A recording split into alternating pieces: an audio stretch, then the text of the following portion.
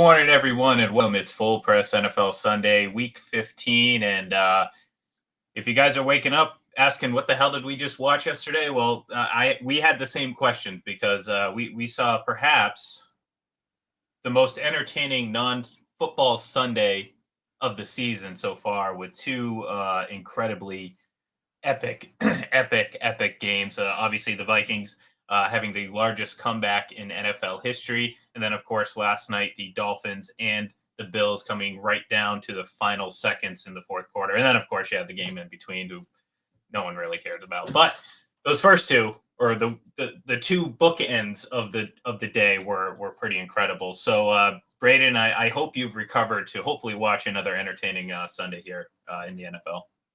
Yeah, it was kind of one of those games where just given how the Vikings season is gone, you didn't really think they could kind of top the Buffalo game, or maybe this was going to be one where it was a one-score game they were going to come through. But just the levels that their season keeps climbing in terms of those wild, crazy finishes, it just gets better and better. I don't really know what to make of them going into the postseason. I think we say that every single week, but maybe this one will build a lot of confidence for them, maybe more than what they already had in that locker room. And you just kind of look at how those players are buying into what Kevin O'Connell's doing. It's really impressive for a first-year guy there in Minnesota. And then, yeah, the Bills and Jets, I thought Tua stepped up. I was really impressed with both quarterbacks last night. Tua wasn't perfect, of course, but I was just impressed that he was kind of able to keep the Dolphins in it till the end.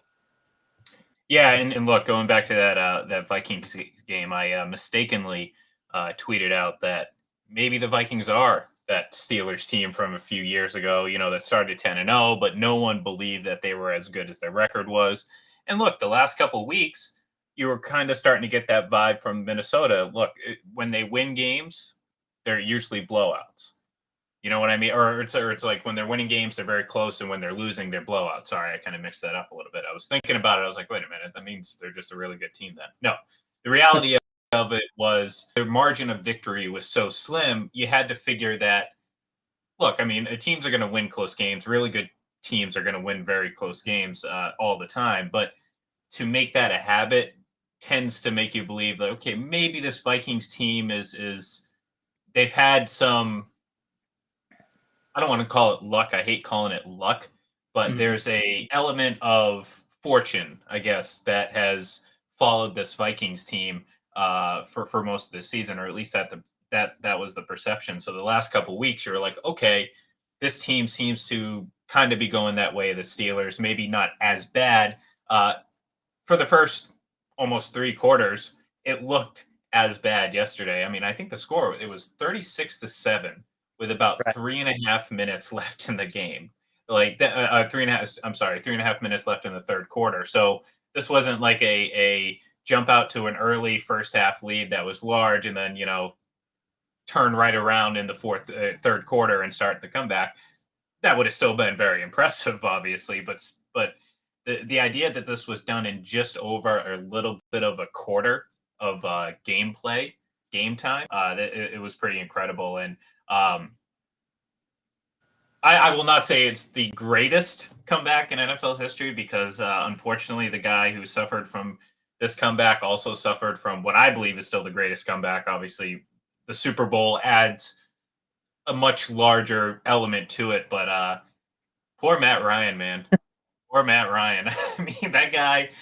First of all, he hasn't been able to escape 28-3. Hell, the entire Atlanta Falcons franchise hasn't been able to escape 28-3, and there's no way he's going to be able to escape this because whenever you talk about Matt Ryan's career, and trust me, his career is going to be a discussion coming up soon because whenever he retires, I think he's a guy that I think a lot of people are probably going to be split on when it comes to Hall of Fame. Like I tend to be a little bit harsher when it comes to projecting Hall of Fame players. So maybe not as many people share my opinion as I think, but I don't think he's a sure thing. And I think there's a good discussion to be had. And look, the bottom line is part of that discussion is being on the other end of the two greatest comebacks, regular season and the greatest comeback of all time, both in the Super Bowl and the regular season. So I don't know. Look, I don't know how the Colts rebound from this. I don't know how Jeff Saturday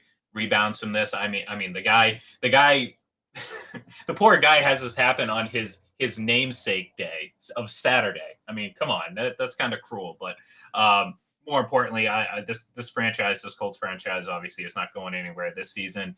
But I'll be interested to see what happens with Saturday moving forward, because I was kind of under the impression that giving him a fair shot might be the best option for them.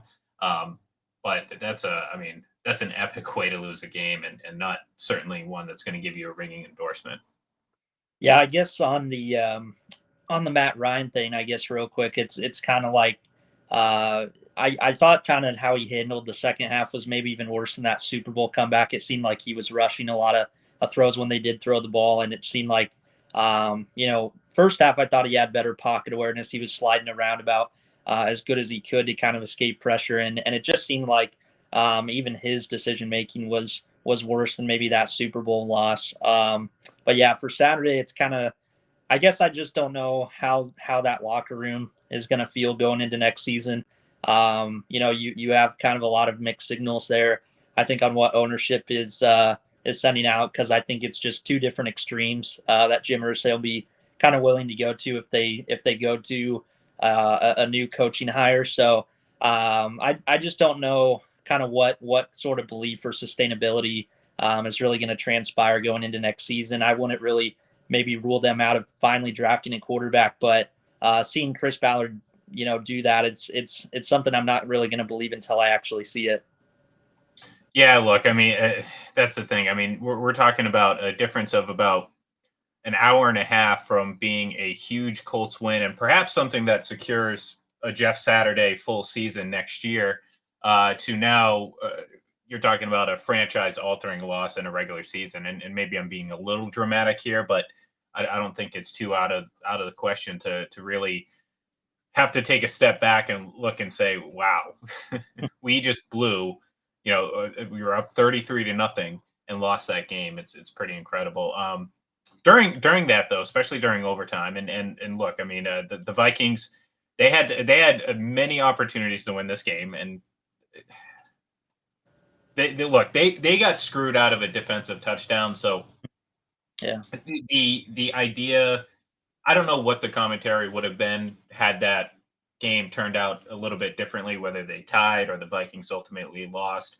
I hate harping on officiating and saying, oh, they were the reason for this. I kind of feel like that's a cheap way to discuss things, because at the end of the day, you can always find something execution wise that was more the reason why this team didn't win, or this play didn't happen, or things of that nature. Officiating is just, out of the question. But in this case, this was a situation where the Vikings executed perfectly, and this whistle was just horribly late. And also, I mean, this wasn't even close. I mean, this wasn't a bang bang play, possibly on the knee, that type of, maybe the player was down. No, this ball was out before gravity started to take over, and the running back started to fall down. So, it was just a terrible, terrible situation where, on the flip side, the forward progress, I can understand that a little bit. I think that was kind of getting a little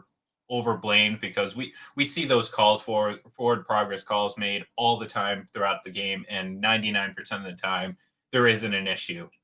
In this case, it was just unfortunate that it happened the way it did, and a touchdown was essentially taken off the board. The second time around, I thought the Vikings were truly screwed out of this. So they got a lot of opportunities. Unfortunately for them, they followed through. But part of me, Braden, and this is just me being, liking chaos. I kind of wanted to see, like, at the end of the day, like a Kirk Cousins pick six interception, or the game to tie. Because I don't know. I don't know. I was just kind of rooting for chaos at that point. So, but at the end of the day, the Vikings avoided just an absolute awful disaster, and potentially one that could send their season spiraling. I don't know. Whatever. Apparently I can't say that spiral, the plural spiral. So, but yeah. Anyways, it was very entertaining, that game. I mentioned the Browns and Ravens. We're not really going to get into it, other than the Ravens have started to lose positioning now in the AFC North. They have fallen behind the Bengals, and with the Bengals playing the Buccaneers, there's a good chance the Bengals could grab sole possession of that division with a win and obviously start their march towards another division title. So, but the big game last night, the snowball, so to speak, um, for a moment you thought Buffalo might have been starting to throw that game away late in the game because they kind of had control early on, and then all of a sudden it's the third quarter going into the fourth quarter, and you're like, wait a minute, wait, what? How is Miami winning this game right now? Obviously, you can never count them out with guys like Tyreek Hill and Jalen Waddle with the big touchdown, and very appropriately doing the Penguin Waddle with snow falling and everything like that. But at the end of the day, Buffalo has really put that bad stretch of football following the Chiefs win behind them. And I think they're passing a lot of these tests. I mean, I thought Josh Allen was excellent, 4 touchdowns again, and the play at the end of the half, at the end of the first half, where he held on to the ball, knowing that, well, I'm giving up 3 points in order to try to maximize and get these 7 points, and then to make the throw in that he did was very impressive to me, and certainly, we talk about how do great quarterbacks, elite quarterbacks, separate themselves? That's an example of that, making an elite decision, and certainly not one that was any sure thing. So I was very impressed with Buffalo, who now has really put some separation between them and the rest of the division, and really has gone a long way to securing that number one seed, which, as we know, is going to be very important this year. Yeah, and I think you kind of mentioned it with the decision making. I think that's one area where you're always kind of holding your breath for certain games with Josh Allen, and just I think last night was one of probably his best games of the season in that regard. And it just I think when you look at how he handled that fourth quarter, I think that's what stood out to me was he was really quick with his decisions. We saw the big run. I think it was maybe on the game winning drive if I remember right. And obviously one of the hardest quarterbacks to stop when he's running with his legs. So I think just how quick he was with the decisions. He saw the field well. I thought it was kind of an interesting note how I think it was Mark Sanchez kind of talked about how he kind of changed the touch of his throws once the snow started to fall. So just little things like that. That's areas where obviously he was lacking coming into the NFL, and to just see how much he kind of continues to grow in those areas. It's just always been a interesting case study for him, for a guy that was only really known for this big arm and kind of just an accuracy that was always all over the place. So I thought honestly it was probably one of his best games of the year last night. Yeah, look, I can't disagree because, again, I mean, you're talking about every element of what you want a quarterback to succeed in. It happened. The high pressure. This wasn't a game for the division, but you lose this game, all of a sudden Miami is breathing down your neck. That number one seed you can kiss goodbye, because I think a lot of us, and you hate to assume in this league, but you got to have a lot of confidence that Kansas City is going to win against the 1-11-1 Houston Texans today. So Buffalo needed to win this game and keep that edge for that number one seed. And you talk about the pressure, you talk about the division rival, you talk about playing a team that beat you earlier in the season. You don't have a lot of losses. To Miami was one of them. So there was just a lot of elements of, this is a big game for Buffalo. Don't let it, fool you that, oh, maybe Miami, this was a bigger game for Miami. No, this was a huge game for Buffalo, who, again, has done everything but win the big one. And I'm generalizing it, but meaning get to the Super Bowl and obviously win a Super Bowl.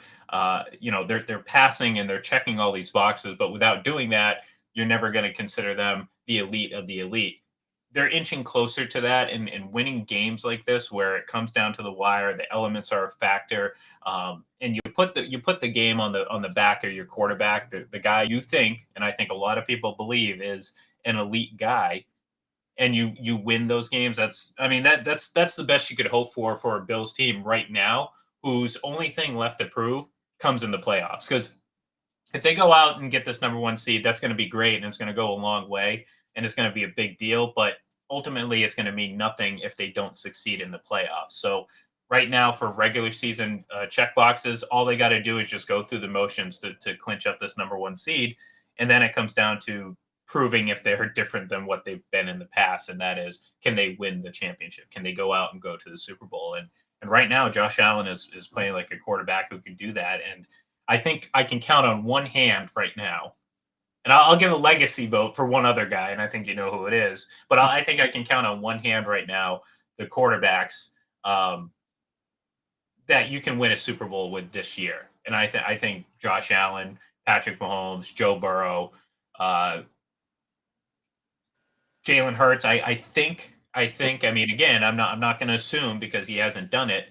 And this is kind of the first year where they've really started to come through. And then, like I said, that legacy vote I'll give to Tom Brady because if they can make the playoffs, which chance, um, I'm never going to count him out. But the reality of it is Josh Allen is one of those guys, and I think he showed that yesterday in a huge regular season win. Pretty much as big as you're going to get.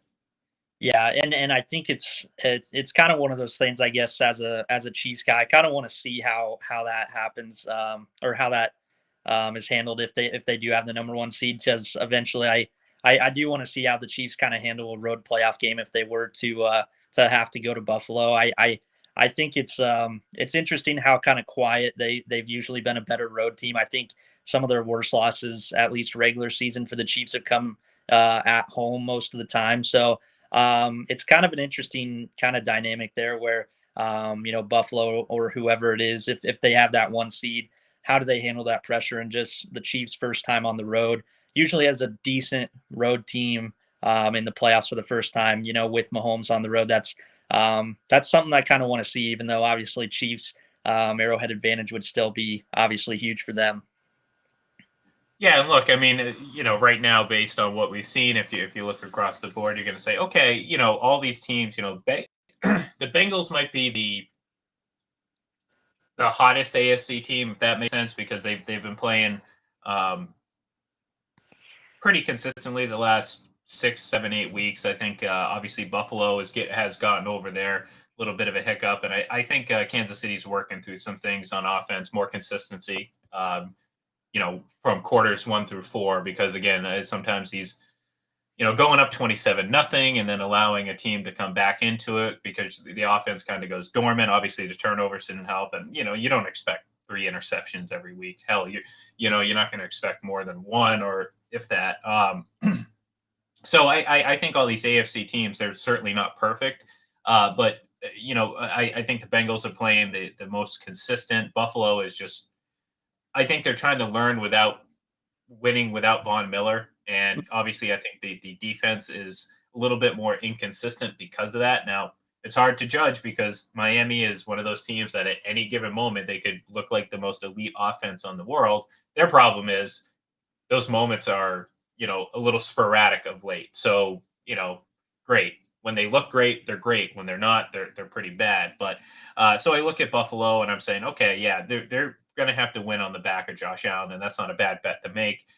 Kansas City, again, I mean, they can score 27 in an instant, but then again, can you keep that up for 4 quarters? That might come back to bite you against a team like Buffalo, or as we've seen in the past, Kansas or Cincinnati in the playoffs. So it's interesting to see how it's going to unfold. I'm with you. I want to see what if Kansas City goes to Buffalo for, say, the AFC Championship game, or I mean, we're acting like these standings are set in stone. I mean, maybe Kansas City trips up later in the season and the Bengals win out. All of a sudden, Kansas City is the 3rd seed, and maybe they have to go to Cincinnati before they go to Buffalo. So, at the end of the day, those are the 3 AFC teams. I think those are the only 3 AFC teams that are going to go to the Super Bowl, that could go to the Super Bowl right now. And I think every moment, like what we saw last night, is a huge moment for guys like certainly Josh Allen, who, unlike Patrick Mahomes, doesn't have the Super Bowl appearance and win.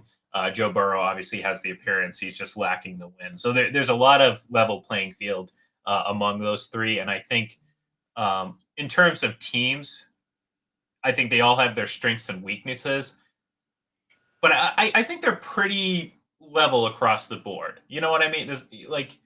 I don't think obviously there's certain advantages for each. I mean, I think we believe the Bills have the best defense of the three.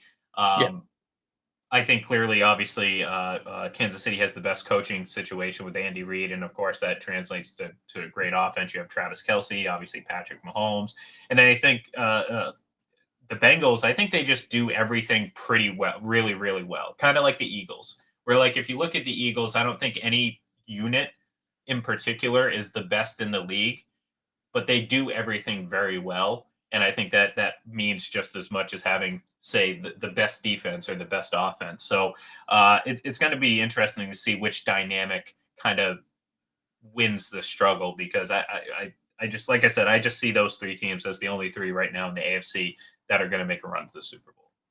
Yeah, and it's just I just think about kind of the quarterback renaissance too in this league right now. Just I mean those three teams, but you kind of look at Jalen Hurts if he can continue kind of the stretch that he's on, and just how many good young quarterbacks there are in the league. The league's definitely in good hands, and it just seems like these guys, just when you think they've kind of reached their peak, they just keep continuing to get better and better in some areas. So I think that's what's most exciting here going into the postseason is kind of these younger quarterbacks and how those teams can kind of win in different ways for sure.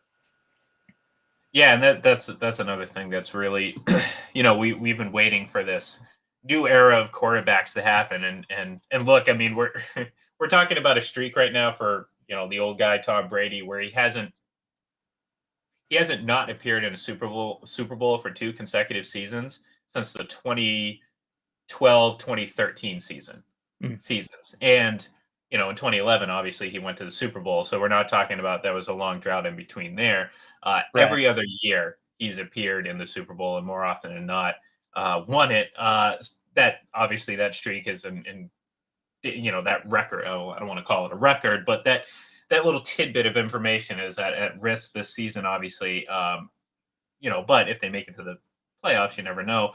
right, But to your point, the new era of quarterbacks is, I think, finally here. I mean, we saw Drew Brees retire last season.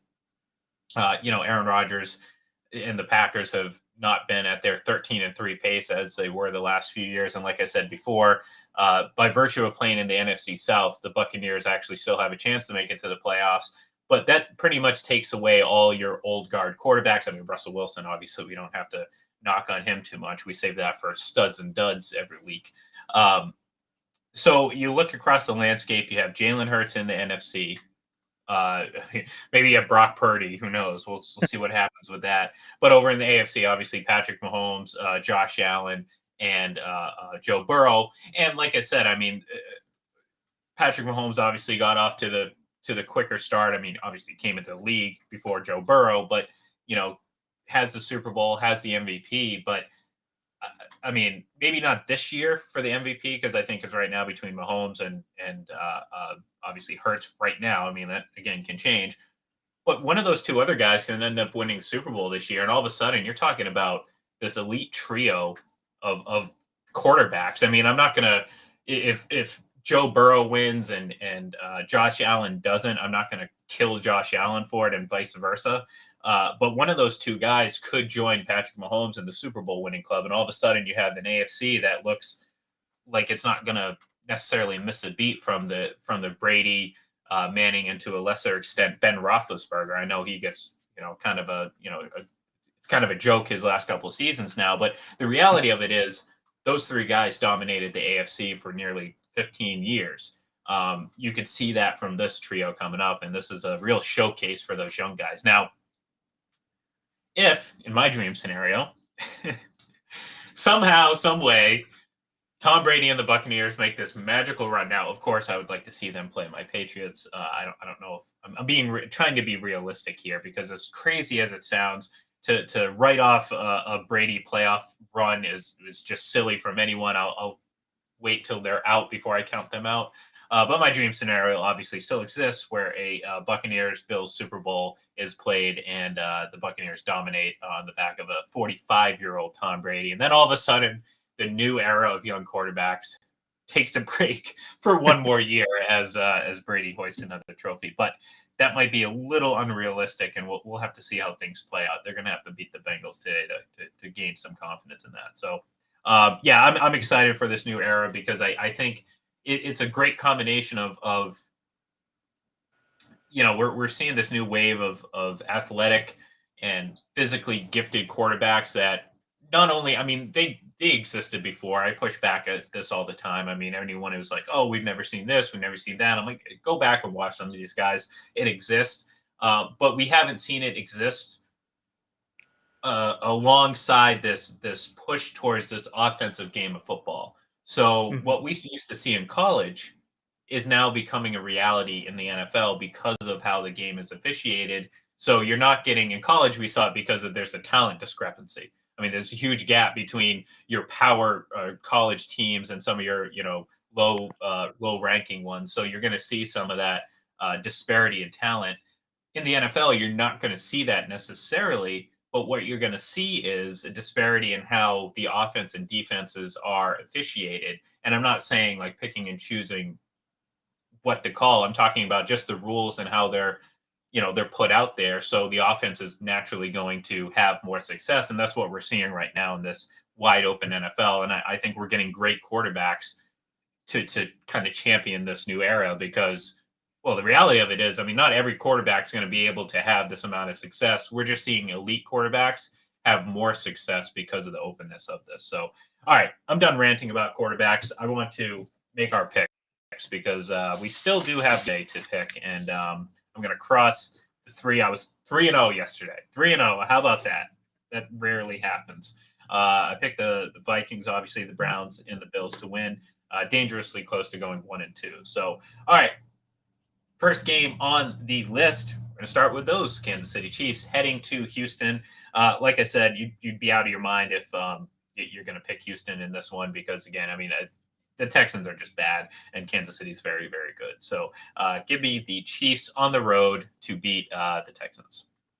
Very interesting to kind of see. I didn't really even remember that this would be Mahomes' first game back in his native state for his professional career. It just seems like for how long he's kind of been in the league already, he would have already played there. But that's going to be, I think, an interesting tidbit. Obviously, like you said, not a tough opponent on paper, but I think that factor and maybe just coming off the interception game, going to be probably a little more amped up for this one. But yeah, Chiefs is my pick today. All right, next we have Detroit heading to the New York Jets in a game that actually really matters at this stage in the year and between these two teams, which is kind of ridiculous. Detroit is playing very good football right now, obviously coming off the big win against the Vikings. I like Detroit in this one, even though the Jets are getting Zach Wilson back. I got to like the Lions. Yeah, I originally had the Jets until the news of Zach Wilson came out, so had to make a late change there. And I just think the way Detroit's playing right now defensively, Aiden Hutchinson's I think rookie pressures right now is 39, leads rookie pass rushers. So he's coming on. This team's getting a lot of takeaways and they're just versatile to stop on offense. So changed my pick to the Lions today, just with Zach Wilson back in the fold. Next, we have a very, very intriguing matchup: Dallas at Jacksonville, and I'm taking the upset. I'm taking Jacksonville in this one at home. They've been playing very good football. Most importantly, Trevor Lawrence has looked, excuse me, fantastic the last 4 or 5 weeks. Excuse me. And Dallas, as much as they're winning games, I thought that was a very uninspiring win last week. Um, obviously Dak Prescott again throws a couple bad interceptions, and it's not fair to judge them on past Cowboys teams, but kind of like some of these other franchises, I need to see it from them before I'm really going to believe that the Cowboys are a legit Super Bowl contender. And I don't care if they finish the season 15-2 or 16-1. I'm not going to believe it until I see it. And this is kind of a case of that. So I'm taking Jacksonville, and you can call it an upset, but based on the way I've seen Jacksonville play and kind of the rocky road that the Cowboys go through each and every week, it's up, it's down, who knows? I like Jacksonville. I'm right there with you. And even as much as Dak worries me, I mean, this defense did kind of have a tough time last week before they had to make a late stand going up against Houston's two quarterback system last week. So even that's been up and down more than I think more people are realizing. And Doug Peterson, I think that's going to also be a big boost. He's been in these obviously moments before against the Cowboys. So I think he'll have some tricks up his sleeve, and I think Jacksonville does pull it off today. All right, next we have Atlanta heading to New Orleans. I mean, a battle of the NFC South. I guess technically both these teams are still in the mix. I like Atlanta in this one. You get the kid making his first start. I'm completely blanking on his name Desmond. right now. Thank you. I don't know what I was thinking, but yeah, new quarterback in Atlanta. I don't know. I just it's a coin toss. I'll take Atlanta. I'll just say maybe they'll be inspired with the new starting quarterback and make a run. So Atlanta. I got Atlanta as well, and I think just Ritter's had a little extra time here to prepare for his first start coming off the bye, and I just think Arthur Smith's offense is kind of set up well for a young quarterback running the football. Has a lot of play action tendencies, and I don't know if the Saints can be much worse in certain areas, so had to go with the Falcons. Next, we have the Mitch Trubisky return from Pittsburgh as he gets to start against Carolina. Carolina is all of a sudden, again, I kind of joked about, excuse me, Atlanta and New Orleans. Carolina is most certainly in the race for the NFC South, and by virtue of their schedule and the fact that they play the Buccaneers, if they win out, they will win the division. Winning against Pittsburgh would be a necessity. I don't think it's going to happen. I think Pittsburgh, again, that defense is strong, and I mean, I don't think they're going to win because of Mitch Trubisky, but I don't think they're necessarily going to play bad because of him. So give me Pittsburgh. I went Carolina on this one. I guess I'm kind of just kind of turned off with Trubisky and how kind of different the offense really is. It's more of a gap than I kind of realized at first. So I'm going to go with Carolina today and Steve Wilkes. I think he goes to 5-4 since he's taken over as Panthers head coach. Next, Philadelphia heads to Chicago, and I'll take the Eagles. Me too. Yeah, I don't know if it'll be surprising to see them get over 40 points again today. I think they have a real good shot at it, so I'll go with the Eagles as well. Yeah, this is a big chance for Jalen Hurts to kind of pad that potential lead in the MVP race. Just having a good statistical game because we know that matters. Obviously, a big deal when it comes to these discussions. So, big chance for Philadelphia here, and of course, Chicago is easy pickings at this point. So, next we have New England at the Raiders. I think the Patriots played some really good football last week, and very quietly, Mac Jones has himself played some very good football. Hasn't turned the ball over, and it seems like he's being a little bit more aggressive. I like them against the Raiders. The Raiders don't have a great defense, and I'd like to think at least once, Belichick's going to kind of, slap around one of his former assistants because it always kind of feels like, I don't know, and maybe this isn't accurate. I'll have to go back and refresh my memory. But he's had some moments obviously against Josh McDaniels before, not him personally, but just the team not winning. I like the Patriots in this one. They got something to fight for. Currently in a wild card position, and certainly very capable of maintaining that with a few more wins. Yeah, I got New England as well, and I think it's just you mentioned the bad defense of the Raiders, but Derek Carr against a defense like New England's, I think just how much he can kind of hold on to the ball too long, and the way Judon and Josh Uche are playing, it could be a long day for him. So I do think the Patriots get it done today, and just I think coming off the loss the Raiders had as last week as well, it's going to be hard to bounce back. So I went with New England. All right, next we have Arizona at Denver. No Kyler Murray. I guess it doesn't really matter because they're playing Denver. So we had to pick a winner, and I went with the Cardinals in this one just because as good as Denver's defense is, their offense is equally as bad, and I think that 28-point showing against Kansas City was more of a mirage than kind of a waking up moment. So give me Arizona in this one. Yeah, I went with Denver.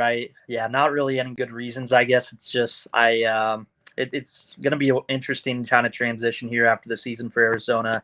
Steve Keim, hopefully he's all right, taking health-related leave of absence, and Kyler, you don't really know when he'll return next season. So just I think the mentality of this Arizona team is maybe a little more shot than Denver's at this point. So maybe that's the best reason I could give for going the Broncos here. Next, we have Tennessee at the Chargers. Two teams going really in opposite directions right now, and not the teams that you would expect if we were to talk 3 weeks ago. The Chargers have been playing a little bit better football. The Tennessee Titans just have, I don't know what happened. At 7-2, they looked like a team that could quietly sneak into this playoff race now, or sneak into the lead in the conference, and this, that, and the other. Now they just look like if they make the playoffs, they're a prime one and done candidate. They're just not playing good football right now. So, give me the Chargers. I went with the Titans, and seeing kind of their injury report, that was one I almost wanted to change, but I think it's just maybe the history of these teams, the Chargers kind of in these moments, coming off a Sunday night win like they had, and dropping a game you kind of expect them to win, and the Titans. I think just the coaching and the physicality that they can bring to kind of counteract the Chargers is what I'm kind of holding on to. Don't know how confident I am in it, but I went with Tennessee. Well, speaking of not being confident, next we have Cincinnati at Tampa Bay, and I tell you, when I say this, I had no reason whatsoever to support my decision to take the Tampa Bay Buccaneers, other than some blind fandom to Tom Brady right now, and that's what I'm at. I'm picking with my hopes as opposed to reality right now. So let me clarify that for anyone who's picking, because when they hear me say, "Oh, I'm going to take the Buccaneers against the Bengals," they're going to be like, "What are you, an idiot?" I'm like, "Yes, yes, I am." Because if I was a bettor, I'd be losing money right now because they're probably going to lose this game. However, I'm still going to take the Tampa Bay Buccaneers at home because in a frustrating as this season has been, and all the negativity and everything around it, a big win over the Cincinnati Bengals this late in the season could be all this team needs. And I'm talking about like a game, not where they win a close one. Well, I'm talking about going out, executing offensively, executing defensively. That could be the catalyst for a potential run because, again, outside of Philadelphia, and obviously of 49ers, but I'm not going to bet the house on two really good weeks from Brock Purdy as that something that's going to maintain throughout the entire postseason. So to me, the NFC is wide open. We've already talked about the Cowboys. I don't trust the Cowboys, so forget about them. I don't care what their record is at the end of the year. So one good win over Cincinnati Bengals team, a really good Cincinnati Bengals team, could be enough to push this Tampa Bay Buccaneers team finally in the right direction. And at the end of the day, it's not going to matter what their record is as long as they make the playoffs and if they have success. So I guess that's my justification for picking the Buccaneers, because everything favors Cincinnati right now. So Yeah, I went with Cincinnati, and yeah, like you said, you can never count out Brady. I think for me, it's the coaching, and I just think there's so many, kind of like we talked about earlier. There's so many, I think, different pathways that Cincinnati can go down to win games. I think with Tampa, for me, it's just if Brady's kind of not able to, get the necessary help in certain areas. I think Mike Evans. It's crazy to see the kind of season he's had, and then just items in the secondary and run defense. Very, very worrying for me against a Bengals team in this matchup. So I think just a lot of different ways you can see Cincinnati getting there. So that's why I had to go with the Bengals today. all right, next Sunday Night Football: New York Giants at the Washington Commanders. I like watching this one. I just again, they've been playing a much better football. I do, however, look forward to this matchup because generally, these NFC East rivalries, you're going to get some pretty good matchup, pretty good. I don't want to say football because sometimes it could be two teams playing a lot of bad football, but it's very entertaining.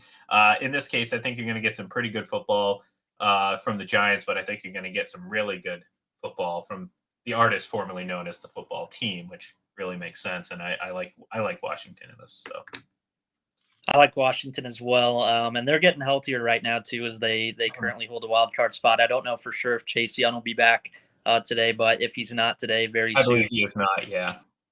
So yeah, it's but even other areas, I think you see just Brian Robinson starting to get going. Terry McLaurin's having one of his best seasons already. So there's just a lot of things to like about Washington. I think it'll be close, but I went with the Commanders tonight. All right. Well, hopefully we're all right. I went 3-0 last yesterday. I think I can go 3-6 9, 10, 11, and 0 today. I will we'll come back, and I'll certainly will never let anyone hear the end of that. So thank you, everyone, for tuning in. Stay tuned. We have our Full Press Fantasy Live show coming up roughly at 11:30. So go get a snack, go eat some breakfast, and then come right back here, sit in front of your computer on Twitch, on Facebook, on YouTube, or right on Twitter at Full Press NFL. So thank you, everyone, for tuning in, and we will see you next week.